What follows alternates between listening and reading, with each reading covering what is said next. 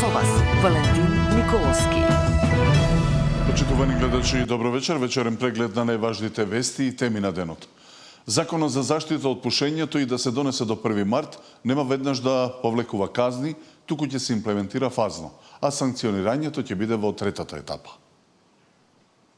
Од март нема веднаш да се казнува ако пушите цигари пред училиште, јавна установа, внатре во угостителски објект или на автобуска постојка. Иако здравствените власти очекуваат законот за заштита од пушењето да се донесе идниот месец, тој ќе се спроведува во фази. Прво ќе се оди информативно, па подготвително, а санкционирањето е третата етапа. Се уште не е дефинирано кога ќе се почне со парични казни. Нарече си 2 недели од правичниот предлог за да стапи на сила.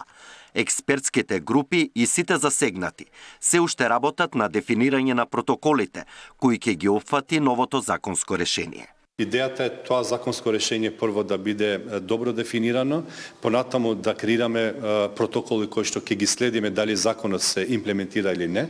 Затоа заедно со сите инспекторати, заедно со Министерство за внатрешни работи и нашето министерство работиме на креирање на протоколите за понатаму следење на законот.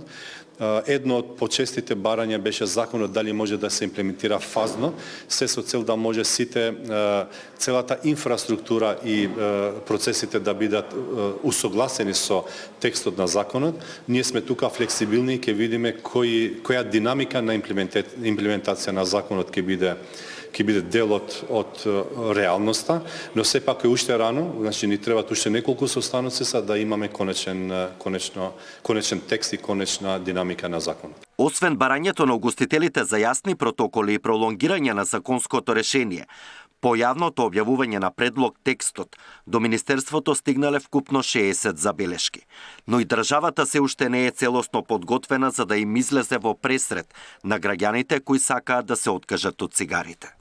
Битен момент исто така на законот е информација и едукација на населението. Затоа работиме заедно и со Институт за јавно здравје и со другите институции, за да видиме дали инфраструктурно и ние како држава сме спремни за да може да нудиме таков вид на услуги, информации, обуки за откажување од пушењето. Така да не би сакал да брзам со термини, навистина сакам да бидам сигурен дека секоја наша институција е спремна за да може законот да биде имплементиран. Целта не е еден ден однапред да биде законот имплементиран, туку кога ќе бидеме сите спремни како општество и институции, тогаш законот да се имплементира. Според новиот предлог закон се планира забрана не само на класичните, туку и на електронските цигари, вејп апаратите и другите уреди кои содржат никотин во сите угостителски објекти, фирми, јавни институции, автобуски и железнички станици, пазари и јавни места каде има повеќе луѓе. Не смеат да се пушат цигари ниту во автомобил ако има малолетно дете. Во рестораните и кафетериите ќе биде дозволено пушење само на терасите ако се отворени од 3 страни, а не како досега застаклени или преградени со фолии. Казните ако ве фатат со цигара во рака се движат од 150 до 300 евра за физичко лице, а за фирмите и до 5000 евра. Александар Динев, Сител телевизија. Во собранието помина законот за здравствена заштита со кој директорите нема да можат дискреционо да одлучуваат кого ќе вработат. Работат има само за најдобрите и прворангирани на листите. Сепак, пратениците посочуваат дека останува отворено прашањето кој ќе одлучува ако 20 или повеќе кандидати имаат изброј бодови. Во здравството од сега ќе се вработуваат само најдобрите кандидати според бодовите од конкурсот. Со измените на законот за здравствена заштита, директорите на здравствените домови и болници повеќе нема да можат самостојно да одлучуваат кој ќе добие работа доколку не е прворангиран на листата.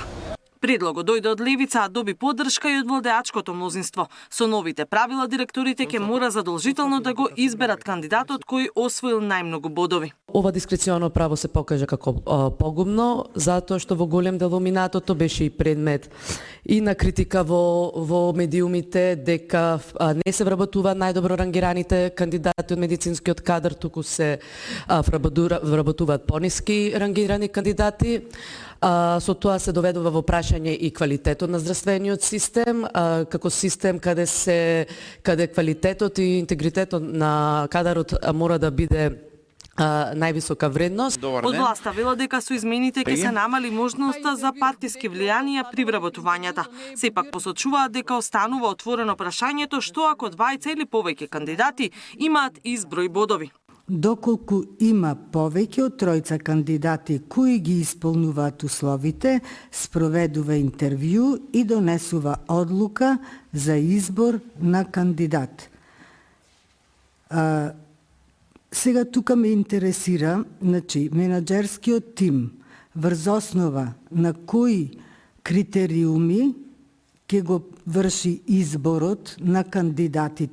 Иако гласа заеднички собраниската дебата не помина без политички препукувања, чија е заслугата за законското решение. Но некако ми пречи триумфализмот, бидејќи од 6 пратеника реално тројца дали гласавте или воопшто сте присутни во сала и не можете вие да се фалите дека носите промени. Нема потреба, колешке Дафина, да сте зајадливи на оваа седница и се ќе ви кажем и зошто. Без гласовите на левица, например, немаше да се донесе и Safe City. Измените се дел од договорите постигнати на лидерската средба, а од нив се очекува да донесат пофер и поконкурентен систем на вработување во здравствениот сектор. Катерина Нешкова, Сител телевизија. Партиската реторика се вжештува на различни теми, дали тоа води кон укинување на техничката влада, предвремени избори, реконструкција на владиниот кабинет. Анализата има Ивана Соколовиќ-Најдова. Датино, реконструкцијата на владата е една од темите со која што премиерот Мицкоски најавува дека сигурно ќе се случи пролетва, меѓутоа според експертската јавност која што ја консултиравме вечерва, таа ќе биде од пошироки размери барем во смена на кадрите или ротација на позициите во самиот владин состав, но тоа нема да значи евентуални нови коалициони партнери во самата коалиција. Несомнено и темата за предвремени парламентарни избори ја вжештува оваа реторика, особено по најавите на албанскиот политички блок кој што веќе испорачува своји барања во пресрет на такви евентуални предвремени избори за кои што власта вели дека нема да се случат годинава. Поделени се ставовите на експертите и на оваа тема. Сите детали ги гледаме во прилогот во продолжение. Најавената владина реконструкција напролет се поизвестно е дека ќе зафати поголеми кадровски смени, но и ротација на позиции кои прецизно би се договарале со коалицијата, оценува експертската јавност. Шансите за нови владени партнери од албанската опозиција во пресрет на промените се минимални, сметаат аналитичарите.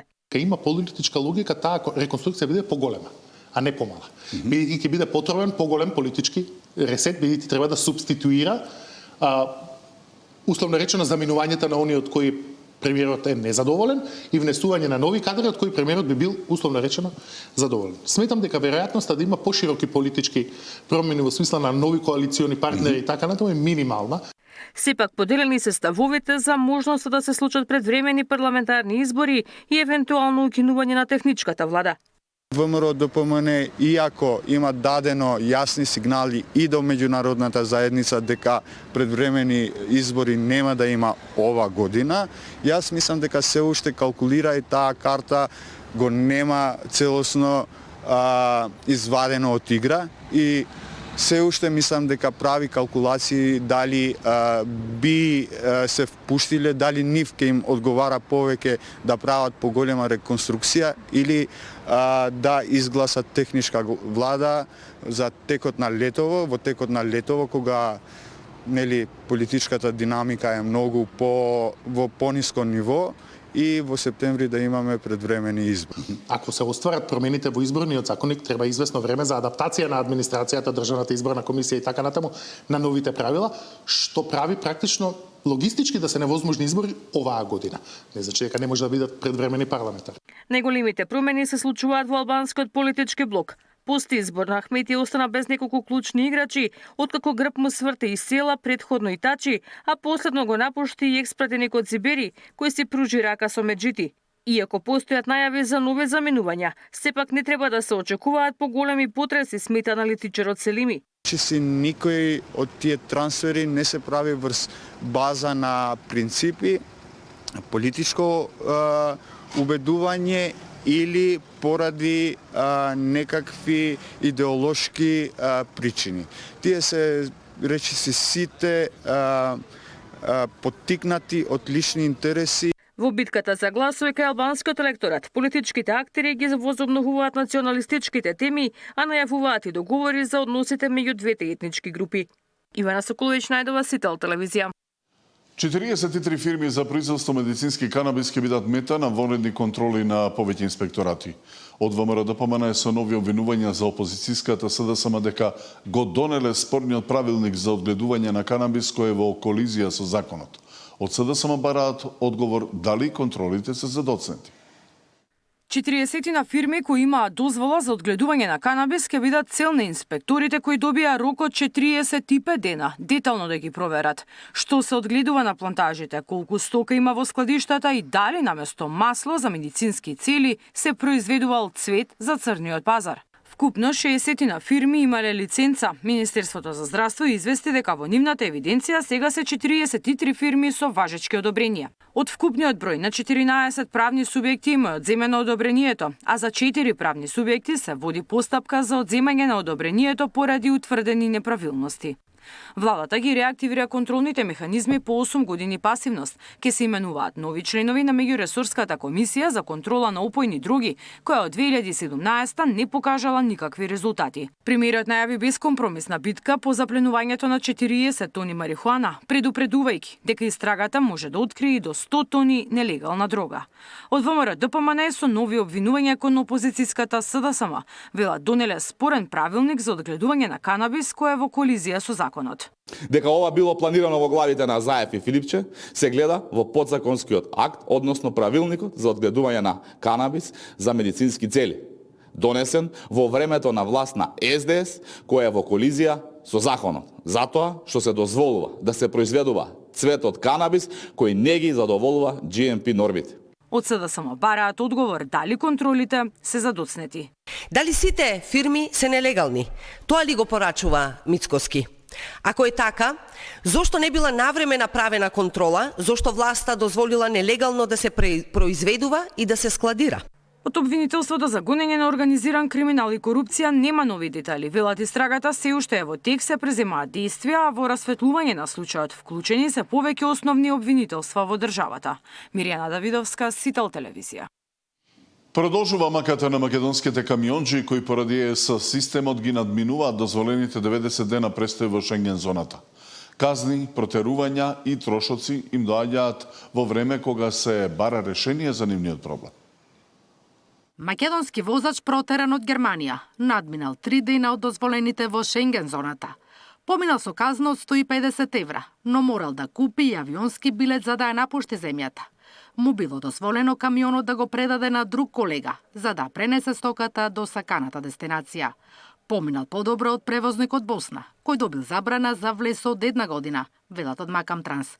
Аларм од Сдруженијето на превозници од регионот го подигна. Побара итен состанок со Европската комисија за решавање на статусот на професионалните возачи. Бараме и во овој преоден период додека најдат соодветно решение кое би да се напише во таа регулативата за визна либерализација за продолжен престој, да се применува оно што е потпишано уште во 2001 со Асоциација и стабилизација, да престанат со контролите кои што сега засилено ги прават, иако, како што знаете, пред тоа имавме протести, ветување, дека се препозна возачите, дека не се туристи, него се професионалци. Правилата од Брисел се ригорозни. Ако втор пат се фати истиот возач со надминати денови, може да добие забрана за влез од 5 години. Затоа од Макам Транс препорачуваат превозниците да ги избегнуваат пристаништата во Росток и Салцбург, кои се мапирани како места каде најчесто се вршат контроли.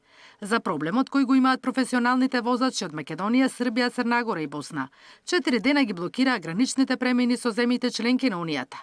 Комисијата најави преодно решение за овие возачи, кое се уште не е донесено.